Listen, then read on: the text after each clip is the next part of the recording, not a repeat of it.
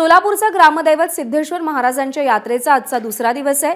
काल यन्निमज्जन म्हणजे तैलाभिषेक सोहळा पार पडल्यानंतर आज अक्षता सोहळा पार पडणार आहे। दुपारी 12 वाजता सिद्धेश्वर मंदिर परिसरातील अक्षता कट्ट्यावरती हा सोहळा पार पडेल आणि त्यापूर्वी मानकरी असलेल्या हिरेहब्बू यांच्या वाड्याजवळून मानाच्या 7 नंदी ध्वजांची मिरवणूक निघेल।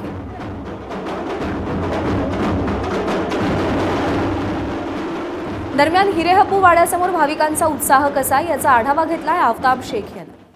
सोलापूरचे ग्रामदैवत श्री सिद्धेश्वर महाराजांच्या यात्रेतील दुसरा दिवस हा अत्यंत महत्त्वाचा असतो।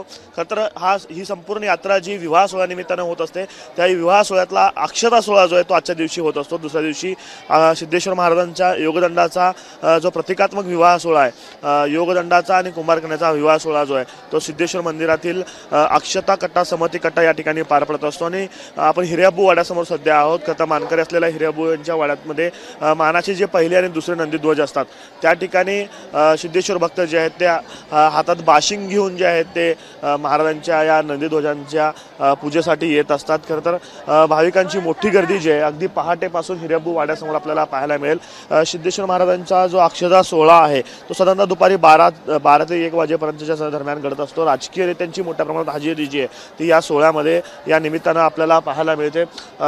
सोलापूरचे पालकमंत्री चंद्रकांत पाटील असतील, माजी केंद्रीय गृहमंत्री सुशीलकुमार शिंदे असतील, आमदार प्रणिती शिंदे असतील, यांच्यासोबत सोलापूर जिल्ह्यातील सगळे आमदार आणि लोकप्रतिनिधी देखील या सोहळ्याला हजर असतात। दुपारी 12 वाजता हा सोहळा होणार आहे।